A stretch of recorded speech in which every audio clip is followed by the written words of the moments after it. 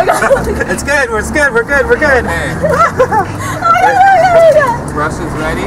Russia's ready. Radical Design School launched as an 8-week series teaching people the importance of community-based, anti-capitalist design. When the school came to an end, we wanted to ask participants why they decided to join, why is radical and anti-capitalist design important, and how did the Radical Design School help them?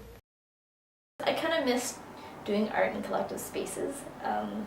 It was something that, I got to do when I was in high school, and I really hadn't nurtured that aspect of myself in like 6 years. I was really interested in learning more about art and design, especially from an anti-capitalist perspective. Personally, I learn best from watching people do stuff and sharing with me rather than actually taking a formal course. I have dabbled in doing art a little bit. I learned about screen printing, but I never really knew enough to just do it. And I kind of needed a push to be like, yes, that's exactly amazing. We decided to do the Radical Design School just to start and create a space in where we can just do strictly anti-capitalist design. And what that actually meant for us is to challenge these traditional notions of what graphic design is. And we saw graphic design as being just using graphic design to make things pretty, to enhance and create state propaganda, and just to kind of maintain the current capitalist system that we have that clearly does not benefit everyone. To get a sense of where people were coming from, we asked them what kind of work they do in their own community. I guess I would call myself a self-taught designer, and my entry point into design is through activism. I've started organizing, doing youth organizing in high school. I later got involved with a group called No One Is Illegal, and in groups like that, kind of the beauty of it is you take on lots of different tasks and learn lots of new things. I started getting stuck with doing posters, and kind of my interest with that kind of evolved, and I ran with it. I'm a community organizer, and I work from a perspective where I believe that committed people can create change. So I do a lot of work around supporting political prisoners currently. I work for an organization in the Junction that attempts to connect newcomers and immigrants and people of color to the environment. So whether you're looking at the environmental sector or environmentalism. At the current moment, I do organizing around migrant justice. I try to imagine ways that can attract people that might not necessarily be just panels and call-outs. Art and design is really important for me because it's an outlet to express myself in ways that I can't. Otherwise, I have a lot of time, I have a really hard time making words sound pretty. Some people it comes really easily to them, and they can write these beautiful articles where they just explain things perfectly and it sounds amazing. And it doesn't happen for me that way. I think the same. I can come from similar places and think similarly on issues, but I just can't express it. Yeah, I think art and design are important because, on the really basic level, it's about communication. It's about being able to take ideas and connect with people on a really human level. I think a lot of times when we're doing kind of movement building work, one of the things that lags or suffers is our messaging, or is our ability to communicate ideas of alternatives. And I think art and design allow us to tap into a radical imagination and kind of make things visible that are kind of hard to evoke with only words. So they kind of make things tangible and real. I think everywhere we go, there's design and art. Sometimes we just don't realize it. There's a lot of design and art that's out there in forms of state propaganda, and I think it's really important to be able to see and create design and art that counters that. And that's kind of the second part of it. Whenever you're expressing yourself, there's an audience in mind. Usually for me, I love the idea of street posters, because you're calling out to people on the streets and connecting with people, who aren't only the usual suspects. It's about, kind of a public forum for expressing ideas. Whenever I think about what radical means, I'm always reminded of this Angela Davis quote where she says, "Radical simply means grasping things at the root." And I think like that for me is my definition of radical. I think radical has a lot of misuse connotations. I think from the general public there's this understanding that it's like this extreme side, it's like revolutionary, maybe like in a bad sense, you know, or dangerous. When really, you know, if we go to the root, the whole like idea of radical meaning to the root, that it simply means like, in a ways, the like hard truth. When you think of design, what do you think of? When you think of radical design, how is that something different than the history of design? And I think some of the things that we've learned is like, one, it's about a process that looks fundamentally different. It's something that's accessible. It builds on DIY values of doing things ourselves.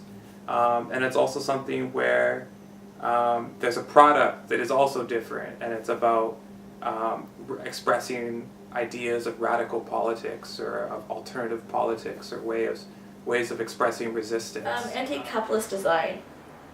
You know, there's so many ways to answer that. But, you know, the first answer that came to me was like design that doesn't come from like an explicitly capitalist system, or, you know, better like it attempts to deconstruct it. And I actually learned a lot from different people. It was a space in where we all kind of brought different things into, and I learned a lot of different things from different people, and just the way that people think was really amazing to me. Just because as a graphic designer, I think in a certain way, but when you bring people from different perspectives, they input all of that into the design work that was being done at the school, and it was really interesting to me because some of the things that I would have never thought about, folks and participants in the workshops did, and it was just a new take on what I would normally see in design itself. It starts with anti-capitalist. So when you think of the majority of design that is out there, it's basically like capitalist crap. Like it's consumerist garbage. It's advertising, which is basically just pollution. So for me, anti-capitalist design is part of a process of actually thinking about how design can actually be useful for meeting human needs, and not just about selling product, but actually about imagining another world and bringing it into existence. And so it's fundamentally at odds with ideas of advertising and consumption. And so the way that I view organizing, which falls into that as well, is really like, well, how do we imagine when we organize a different way of organizing? A different way where like what we do in private, what we do, the way that we treat each other, even in the process of making art, you know, is as anti-capitalist as the art that we make. The Radical Design School helped me a lot to learn about design. It's not something I have a lot of experience with before, things like typography and mixed media. So learning those kind of basics were really, really good and kind of eye-opening to think about how to do things like designing posters and working with different mediums that I wouldn't necessarily choose. I don't think I would have had any opportunity to pick up that skill otherwise that I wouldn't have had to really pay for. And it was a place that I could like connect with other folks who were interested in the same thing. And the environment was really embracing, was never, like it doesn't have that kind of like fear or pressure associated with marks and stuff. Straight up, even as a facilitator, I learned so much. And I think it's such a beautiful thing to be in a position of a facilitator where you can take these tools and skills that have been shared with you and turn around and engage with people in a workshop setting and kind of pass that stuff on, but also receive so much back. And I think that's really been an amazing experience for me. Nice. Oh, I like that. Good? I like it. I like it. I like it.